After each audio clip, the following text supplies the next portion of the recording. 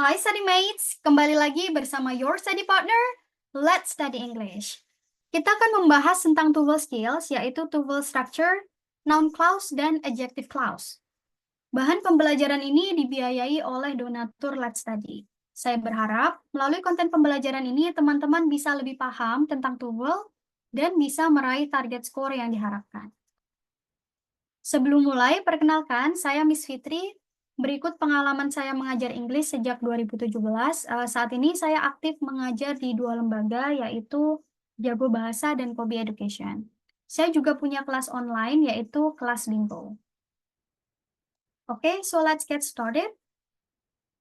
Oke, pada tuval structure, nah selain adverbial clause, nah, ada juga noun clause dan adjective clause ya. Kita fokus ke noun clause dulu. Jadi sesuai dengan fungsinya, noun itu kan kalau nggak muncul sebagai subjek, gitu ya, sebagai objek, dan juga muncul setelah preposition ya, preposisi. Nah, jadi sama, noun clause atau klausa noun ya, dia muncul langsung menggantikan posisi subjek, gitu ya, posisi objek, gitu, atau setelah preposisinya. Nah, ada beberapa bentuk connectors pada noun clause ya, seperti when, what, where, why, how, gitu. Kemudian whatever, whenever, ya kapanpun, whether, apakah, nah if, jika, dan that. Nah, ini seperti yang teman-teman lihat pada contoh berikut ya. Nah, jadi subject, verb, kemudian objeknya langsung digantikan dengan noun clause. Bisa ya, jadi I know what you did. Ya, konektornya noun clause, subject, verb. Jadi noun clause-nya ya. Nah, ini langsung menggantikan posisi objek. Tuh, atau bisa juga menggantikan posisi subjeknya ya. Misalnya what you did was wrong. Tuh, jadi bisa menggantikan klausanya ya, konektor subject verbnya bisa menggantikan posisi subjek atau posisi objek. Oke, ini ada contoh lanjutannya. I don't understand subject verb ya. Kemudian what he said. Tuh, jadi klausanya ya, noun clause ini langsung menggantikan posisi objek. Atau muncul setelah preposisi ya. Jadi setelah preposisi itu mostly diikutin dengan kata benda. Nah, jadi boleh juga yang berupa noun clause ya. Jadi he is thinking of preposisinya ya. Kemudian what time he will leave for Canada. Jam berapa dia akan pergi ke Kanada. Dia muncul klausanya ya, noun clause ini muncul setelah preposisi bisa. Atau muncul langsung menggantikan posisi subjek. Jadi what you wear shows your personality gitu. Loh, berarti ini kok double verbnya setelah wear langsung shows? Ya nggak apa-apa, karena verb yang pertama ini adalah verbnya klausa kan? Tuh ada konektornya. Nah, verb yang kedua ini adalah verb utamanya. Catat ya. Jadi, kan tadi kalimat itu boleh double verb ya, ketika dia punya konektor. Nah, pada noun clause, ini konektornya dia bisa konektor subject verb gitu ya, bisa muncul sebagai pengganti noun itu sendiri ya, misalnya muncul sebagai subjek, muncul sebagai objek gitu ya, atau setelah preposisi. Oke? Kemudian next. Nah, gunakan noun clause connectors ini correctly. Nah, jadi konektor pada noun clause selain yang tadi kita sebutkan ya, jadi konektor yang diikutin sama subject verb, ada juga konektor yang muncul sebagai pengganti subjek ya, misalnya who, ini menggantikan orang ya, siapa gitu. Yang, artinya tuh yang, tapi menjelaskan orang. Kemudian whoever, siapapun. What, apa, whatever, apapun. Kemudian which, itu menjelaskan benda nanti ya. Nah, yang juga artinya sama kayak who, tapi who jelasin orang, which jelasin benda. Kemudian whichever, nah, yang manapun gitu ya. Nah, jadi seperti fungsinya, seperti yang tadi dijelaskan, jadi noun clause ini fungsinya langsung menggantikan posisi subjek, objek, atau setelah preposisi. Ya, contohnya, aku tahu apa yang terjadi tuh, karena klausa atau konektor ini muncul sebagai konektor subjek ya. Nah, jadi langsung ketemu sama bentuk verb. Kalau tadi kan diikutin subjek dulu ya. Nah, tapi who, what, which, ini bisa langsung diikutin sama bentuk verb. Itu what happened, apa yang terjadi sebagai satu kesatuan objek. Contoh yang sebagai satu kesatuan subjek. What happened was great. Gitu. Ini ada contoh lebih lanjut. I don't know. Nah, aku nggak tahu karena yang nggak tahu itu apa yang ada di box itu ya. Nah, jadi what is in the box? Langsung menjelaskan, menggantikan posisi objek ya. Nah, terus konektornya langsung ketemu sama verb. We are discussing about, nah kita mendiskusikan tentang setelah preposisi ya. Nah, boleh muncul noun clause. Jadi, who will go for groceries? Nah, siapa yang akan belanja gitu. Jadi, who itu jelasin menggantikan orangnya gitu ya. Kemudian sebagai subjek, nah maka ketemu langsung sama verb. Misalnya yang bekerja gitu ya, who works, yang duduk, who sits gitu. Jadi siapa yang akan pergi belanja, jadi who will go for groceries. Siapapun yang datangnya telat harus cuci piring. Nah, misalnya jadi whoever comes late must do the dishes. Jadi whoever comes ini merujuk pada orangnya ya, siapapun yang datang langsung ketemu sama verb gitu. Jadi who, what, which. Nah, dia langsung ketemu sama bentuk verb ya pada noun clause.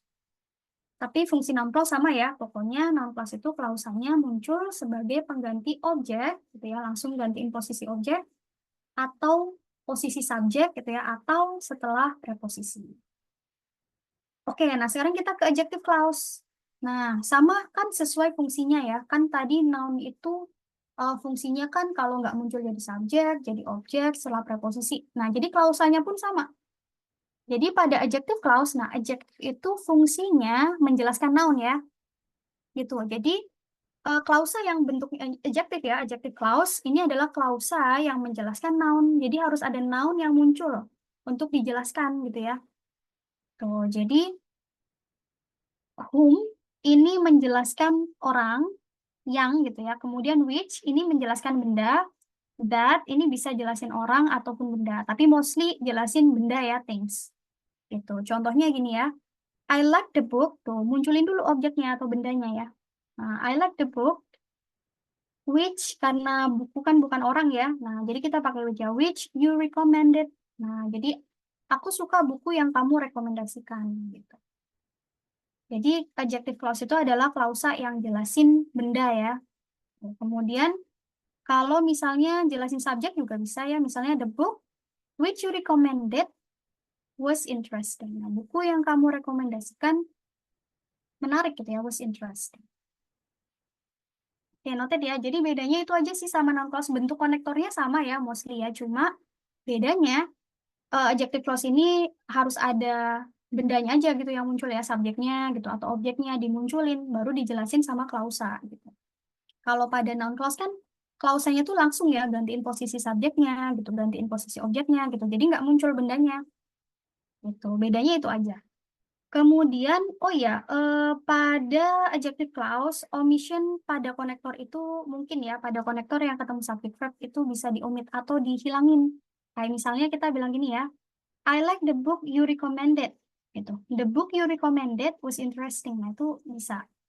Gitu. Tapi biasanya pada bentuk yang non formal ya. Gitu. Tapi bisa ya, kalau misalnya teman-teman menemukan ya, the book you recommended, berarti kayak bukan, oh berarti ini verbnya dua ya, recommended sama was, tapi nggak punya konektor. Nah, kalau dia menjelaskan benda, nah ini boleh ya dihilangkan which-nya. Jadi, the book you recommended was interesting. Ini kan satu kesatuan subjek berarti. Gitu. Jadi, opsional aja ya, boleh di omit ya, boleh dihilangin konektornya, boleh juga muncul. Tapi biasanya yang dihilangkan itu yang informal ya. Gitu.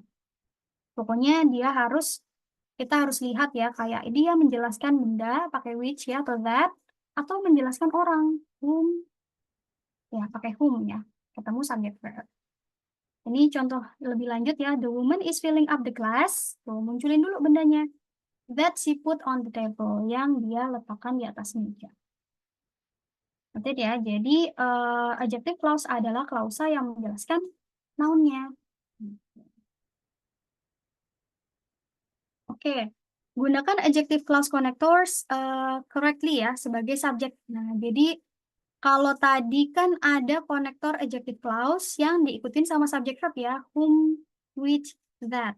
Nah, kalau yang diikutin sama verb langsung, nah ini ada who, which, dan that. Jadi which sama that itu boleh ketemu verb langsung, boleh ketemu subject verb dulu gitu. Tapi kalau whom jelasin orang ya itu udah pasti ketemu subject verb. Sementara who itu yang ketemu langsung sama verb gitu. Jadi tetap ya harus ada benda yang dijelasin. Contoh ya, she needs a secretary who types fast. Nah, dia memerlukan sekretari. Nah, objeknya dimunculin dulu ya. Yang type fast karena jelasin orang kan sekretari ya. Jadi pakai who karena ketemu sama verb. Kalau ketemu subject verb pakai whom tadi. Itu untuk orang ya. Kemudian a secretary who types fast is invaluable. Tuh, jadi dilihat penjelasnya orang atau bukan ya. Kalau orang kita bisa jelaskan who atau whom. Whom ketemu subject verb, who ketemu verb. Atau which atau that untuk benda. Itu boleh ketemu verb, boleh ketemu subject verb. Oke, ini contoh yang langsung ketemu tadi ya. The woman is filling the glass that is on the table. Tuh, dia jelasin gelasnya. The glass that is on the table contains milk. Tuh, pasti verbnya 2 ya kalau dia punya konektor gitu. Oke, kita coba ya. Nah, jadi nggak terlalu banyak bedanya untuk adjective clause sama noun clause ya, karena konektornya itu mostly sama. Nah, yang membedakan cuma letaknya aja gitu ya. Kalau noun clause, dia langsung gantiin posisi subjek, objek, dan muncul setelah preposisi gitu ya. Kalau pada adjective clause, nah klausanya itu muncul jelasin noun-nya dulu. Ada noun yang muncul, baru dijelasin. Nah, jadi dilihat aja ya, penjelasnya ini orang atau benda. Kalau orang pakai whom. Kalau benda pakai which, that. Oke? Coba kerjakan dalam waktu 2 menit. Jangan lupa teman-teman bisa siapin notes ya buat coba soal berikut praktis ini ya. Cari correct atau incorrect nih, salah atau benar.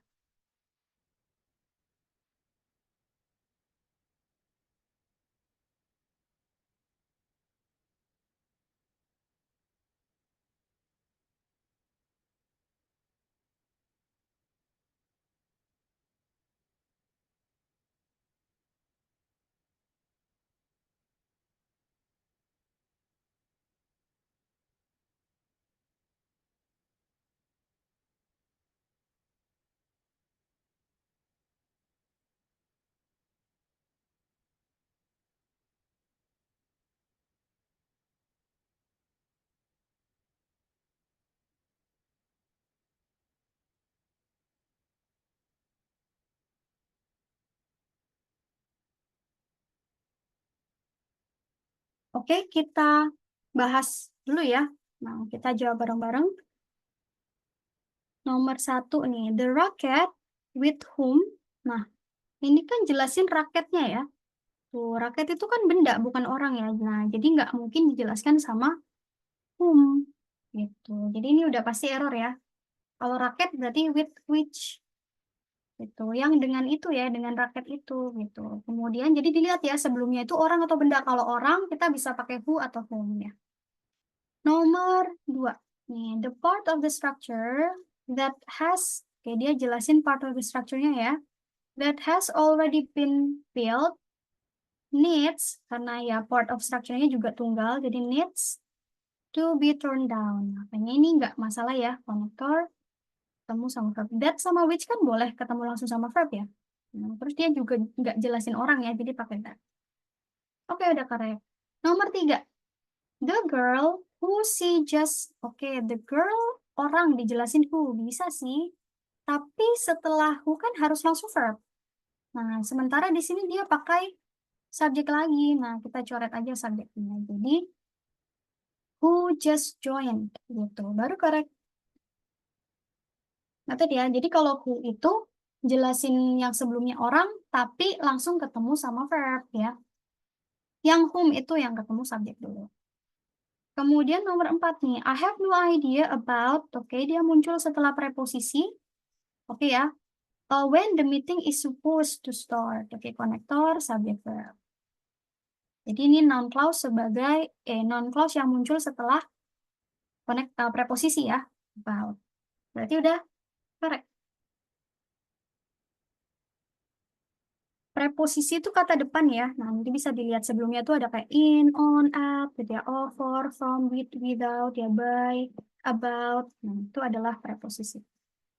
Kemudian nomor 5 nih, we have been told that, verbnya ya, have been told that, konektor, we can live, oke, verb lagi, whenever, konektor lagi, whenever want. Nah, ini nggak boleh ya, whenever, ya harus ada subjeknya dulu ya, whenever we want, gitu. Jadi ini kurang satu subjek ya, gitu.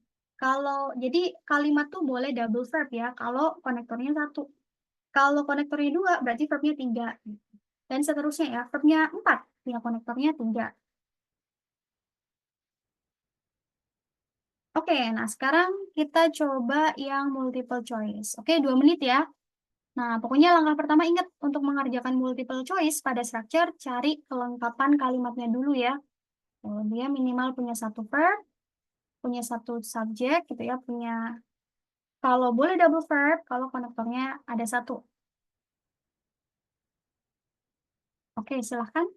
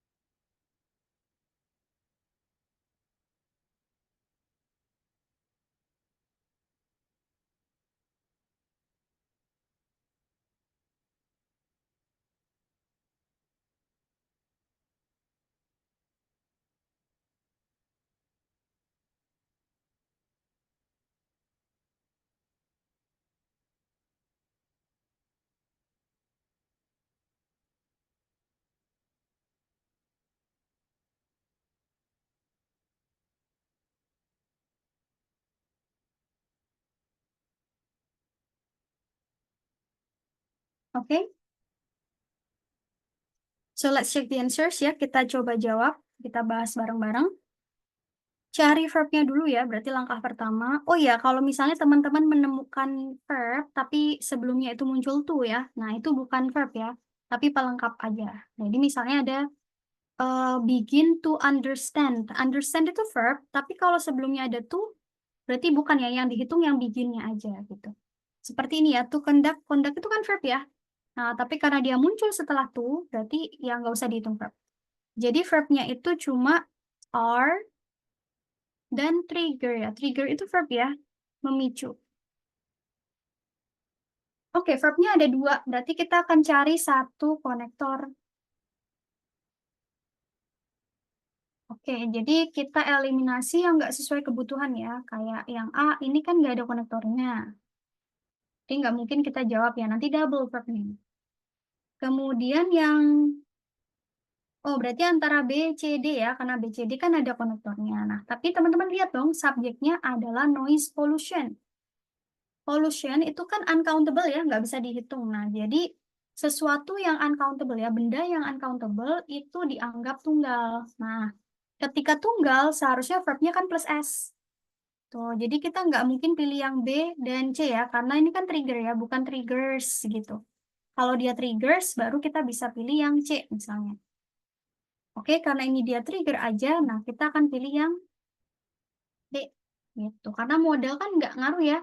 Mau subjeknya tunggal, subjeknya jamak, atau uncountable. Ya modalnya pasti ketemu base form yang tanpa imbuhan. Gitu. Jadi kita cari konektornya ya, how. Nomor 2.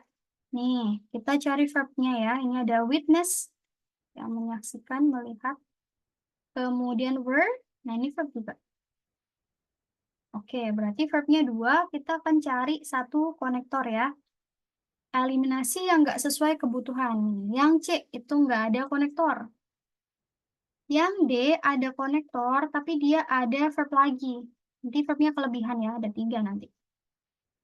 Kemudian, oke, berarti antara A sama B ya, karena jelasin orang kan jadi whom. Tapi kalau whom kan ketemu subjek dulu kan, jadi kita akan pilih yang B, jadi whom millions.